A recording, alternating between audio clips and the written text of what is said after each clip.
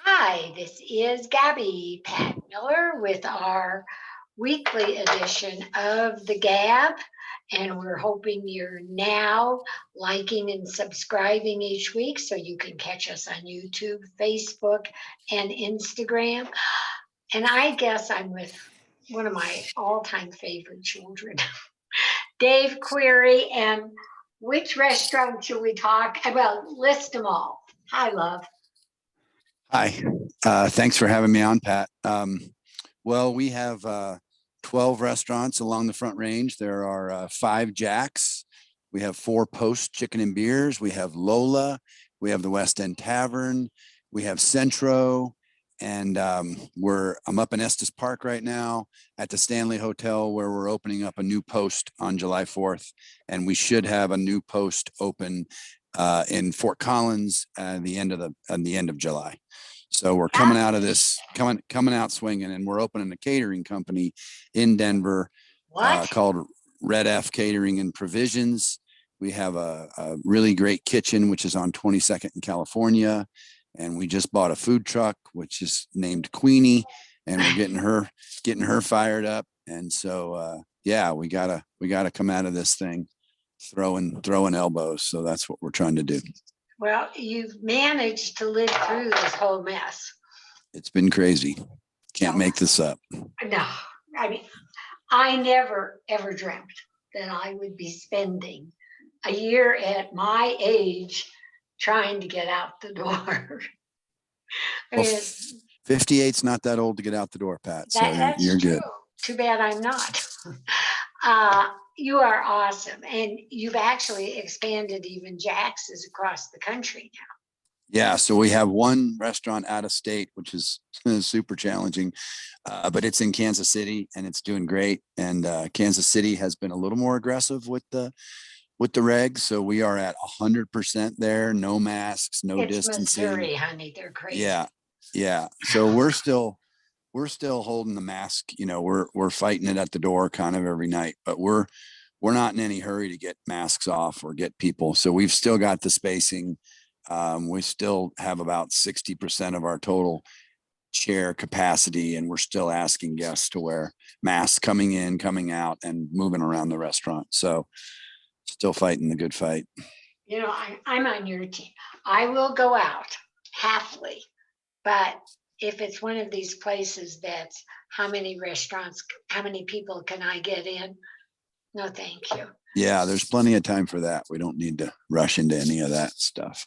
Okay, before I know there's Mother's Day and all these holidays, and I want to see, can we still see the tour Post up there too? I'm worried that if I walk down there, I'm going to get back into that. Yeah. Oh, okay. Let's talk. You started to talk about your focus. Okay, there's nothing better.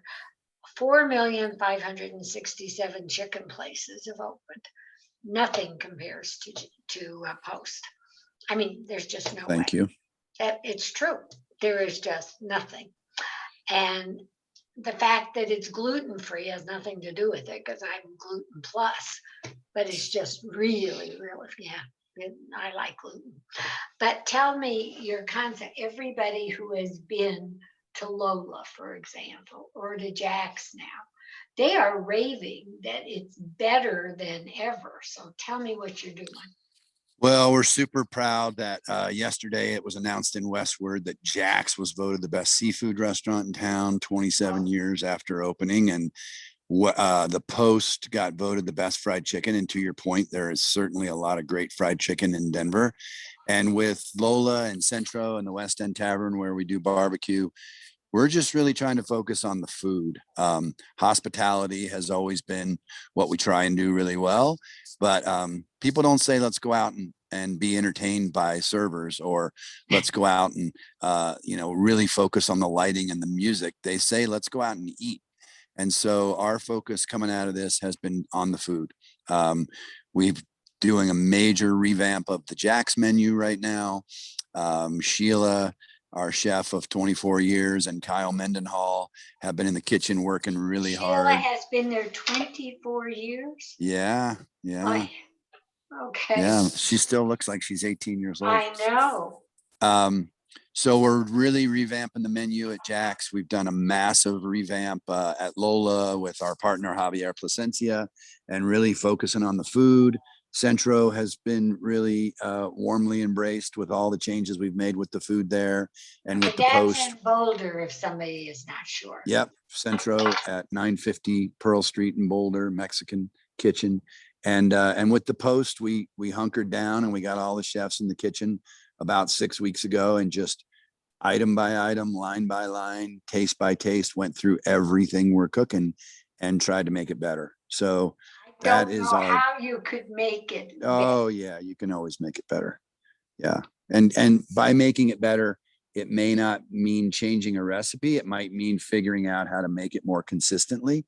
Any of us can sit around and make something once delicious, but when you're making that same thing 100 times a night or 300 times a night in 4 different locations, it gets challenging. So that's been our focus, is to really make consistently really, really delicious food. So it's been fun to kind of refocus on that, as opposed to all the chaos of, uh, laying people off and rehiring, and being in the tent business and in the to-go business and in the propane business and in it's So are just, your tents gone? no, we've kept them. It's going to snow on Monday and I Tuesday. know. Everybody else kind of bailed out on the tents, and I don't want them to go ever. It rains every afternoon at 4:15. Like, Oh, I think they're fine if they're yeah, set. yeah, put the sides up for the summer, and have some sun protection and some rain and wind protection. And we've got, tents out in the street in Fort Collins, and in Colorado Springs, in Boulder, in Denver. We're in the tent business, so we like those tents. Are you still doing like to go? We're doing a lot of to go, and I hear people saying, now that the dining room's open, we're phasing out of the to go. I think to go is here to stay, and it I do certainly, too. we saw the benefit of really focusing on to go, and there's a lot of folks who aren't venturing back into restaurants yet, and who are really enjoying the diversity that they can now get delivered to their front door. We launched our own delivery service called We Deliver. Oh, So really? because the platforms, DoorDash and Uber Eats and Chow Now, they can't deliver alcohol.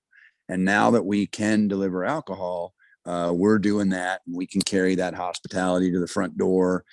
Usually it's done by a server or a cook or a bartender, a host, myself, whoever's available. So we're walking up to these guest houses, many of whom we know. We can make the connection. We can, do a little something on the front porch at their own home that makes them feel just a little better than a Oh, DoorDash wow. driver I didn't know dropping that. something off, and ringing your doorbell and taking a picture of it and texting it to you. And my theory is I don't want to pay, not because I care. I don't want you all, the restaurant, not to make the money when these companies are taking a big cut of it. And I don't think they care as much about getting it there in the condition you want it. True that. So, Agreed. okay, Yeah. tell me about, in case there are people in the world who may not know, about the different foods at the different restaurants. I don't care who you start with. Jack's, Lola, Post. So the Post is doing fried chicken. We're not really trying to center in on the Southern style. We certainly, fried chicken lends itself to Southern dishes, collard greens and mac and cheese and cheesy biscuits. But we're also doing a lot of, getting a lot of relationships with farmers. A lot of the sides are really fresh and simple, and really well done. The chicken is, by coincidence, gluten-free. So we've been able to really entertain a lot of people, celiacs and gluten intolerant folks. We tried a bunch of different breadings and batters, and the one we fell on happened to have a mixture of garbanzo flour and rice flours, and is completely gluten-free. So are the gravies that go on the mashed potatoes and on the chicken. So we got a lot of people coming in. We don't really brag about that as much, because there's some folks who think that gluten-free food can't taste good.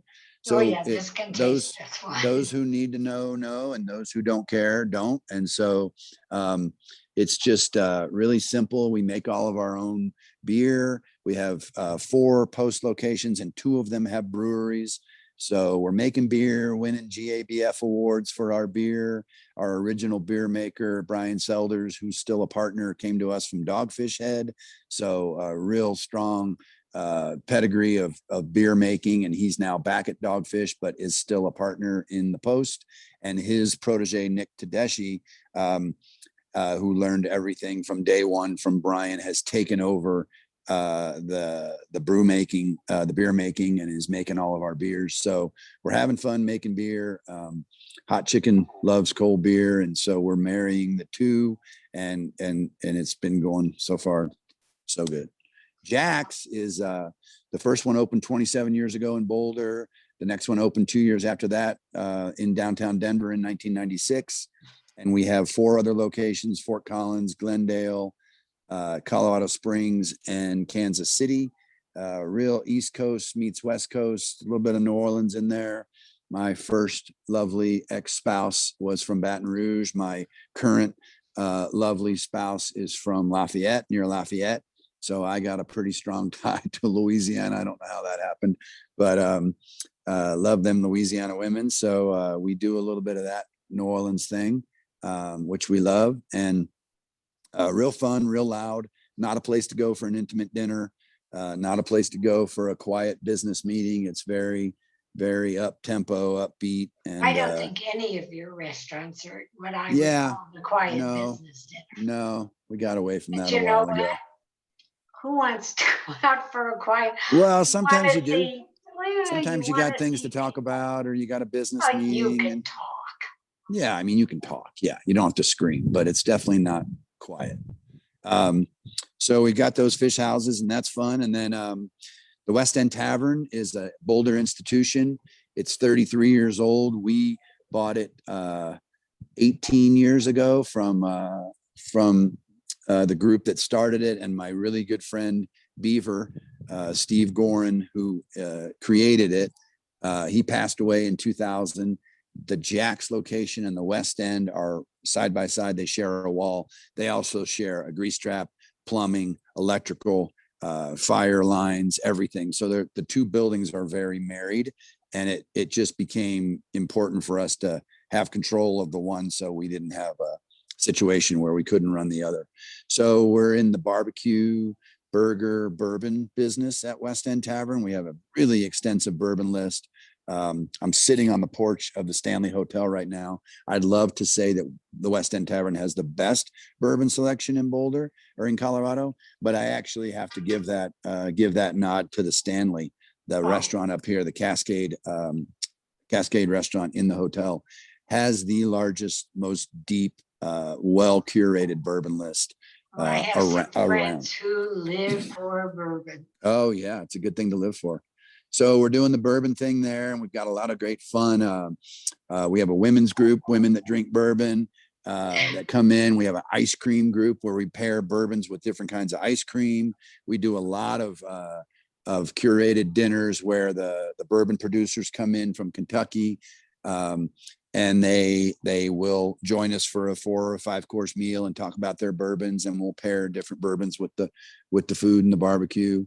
And then down the street from the West End, we have Centro, which is a now 20-year-old, 22-year-old business, Mexican kitchen. The Mexican competition has really heated up. We've got Bar Taco right next door to Centro. Right. And then my neighbor Felix just opened up 4 doors down the other direction. So it's... Well, could I be prejudiced and say I've been to all 3 and I have a favorite, and it's called Centro? Well, thank you. But they're doing good stuff. But it's a little, we're all trying to find our niche so we're not competing for the same crowd. And then we just closed Zolo. Zolo was 27 years old. It didn't make it through the pandemic, but that's 189 years in dog years for a restaurant. So we closed her up and gave her a little burial in the backyard, and we moved on from Zolo. And then Lola, which is in the Highlands, which we opened originally on Pearl Street, right next to Sushi Den in 2002. And then in 2006, we moved to the Highlands in the old Olinger Mortuary. And we were literally the first restaurant in that neighborhood. Like, there was the fire, the pump, what's it called? Forest room, forest Oh, room, for that little place on the that little tiny ankle. place. Yeah. Yep. And that was it. And there was nothing. And we took over the part of the mortuary.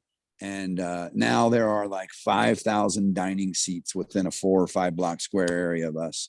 Where there was nothing there when we first opened. So that's been really fun watching that neighborhood grow. And 2 years ago, we brought on a partner, Chef Javier Plasencia, really well-known Cabo chef. He's got a bunch of restaurants down in the Valle de Guadalupe area, which is about 40 minutes south of Tijuana. And he's taught us a whole new sort of tribal style of Mexican cooking. It's very fresh. It's very seafood centric. And so our Lola Coastal Mexican has taken on more coastal and more Mexican with his influence. And we're working hard on making our own tortillas in the commissary. We haven't gotten that dialed yet, but we will have that dialed here pretty soon. And it's been fun watching the metamorphosis of Lola. And that's the routine. And then we're also involved in Wonder, which is an organic juice location. It's on the same block as Jack's, West End, and Centro in Boulder. Okay. And then we just opened one in Platt Street in a new building that opened up sort of across from Proto's Pizza, sort of north of My Brother's Bar, down on Platt Street. All right. South of Brighter, north of My Brother's Bar on the same side of the street. So all organic juice, really delicious. And so you never stop. Well, gotta keep it going. What else have you got in mind? She asked. Well, we're doing the commissary, and that's working. Oh, and then yeah, we're I want looking, to hear about that too. Looking for another location for Wonder in Cherry Creek. So we met with our friend Kelly Green the other day, and we're looking at a couple locations for that. And couldn't you go a little outside of Cherry Creek, please? The parking. Well, that disgusting. Yeah. Got to go with that crowd. The juice is, it's not an inexpensive adventure. Yeah. No, it is. No, and that is the crowd, even though. Yeah. I'm not a Cherry Creek fan. I just hate going in there. Just because it's a mess to park and do things. Yeah, it's hard. I spent quite a bit of time looking to park there yesterday. Oh, okay. Tell me about the catering. So we took over a kitchen that was formerly the house of Cluster Truck, which was a group out of Indianapolis that opened in Denver. And they were one of the first ghost kitchens. They are doing a bang up business in Indianapolis. They opened in Minneapolis. They opened in Kansas City, and they brought it to Denver. It didn't work out like they thought they would. So we took over their kitchen, and we've hired a really great chef named Arik, who was at True Foods. He was at Whole Foods.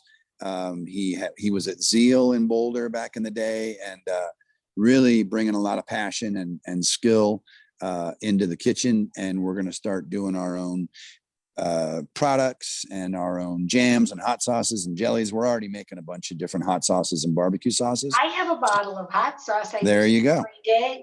There you go. I'm almost out again. Yeah. Okay, so it's not going to be one in particular of your restaurants now.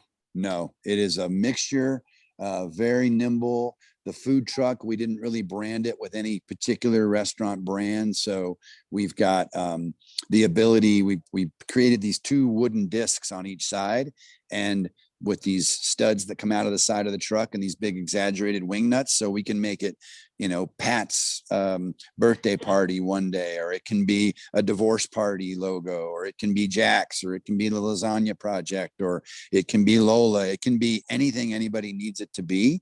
We're not going to go park the truck in a parking lot, that kind of a model, and see who walks up, or an office park or that kind of thing. It's going to be a sort of catering truck where we can bring the party. It's got a big sound system on it, so we can really bring the party.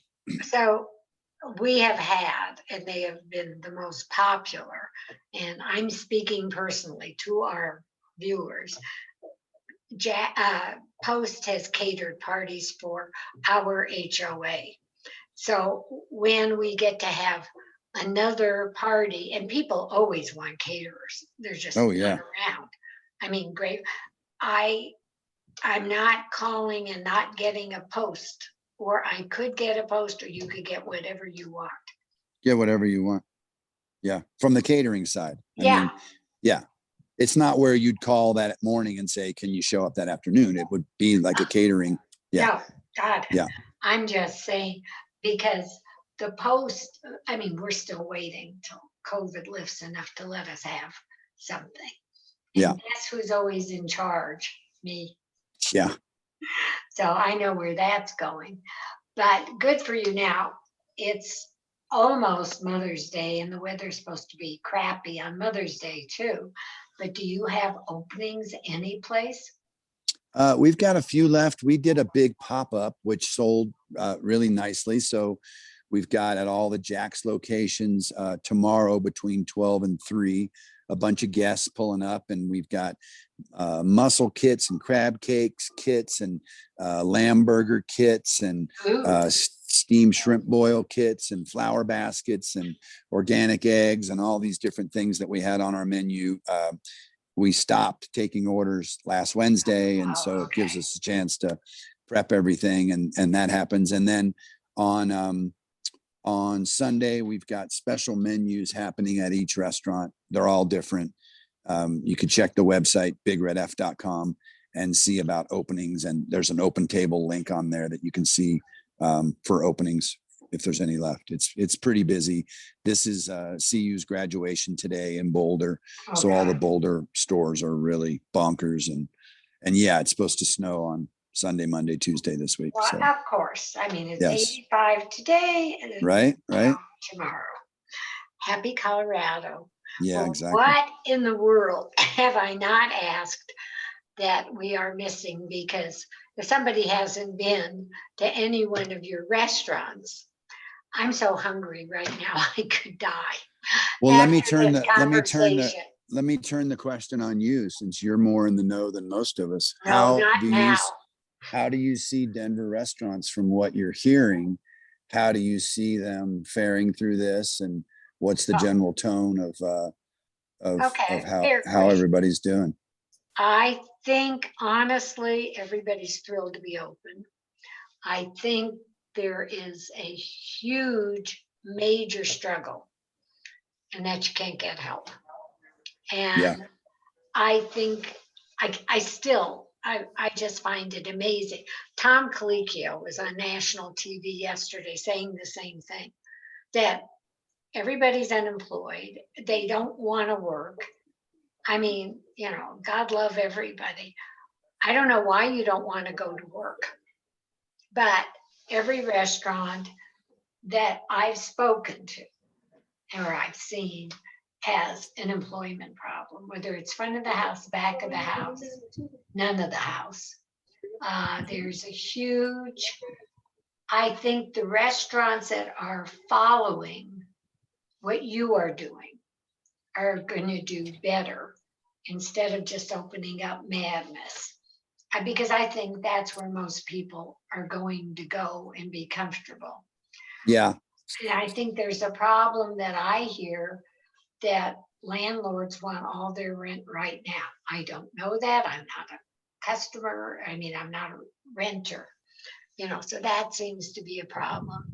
So I hope we all support our restaurants. And I think I've heard different theories about adding the COVID tax.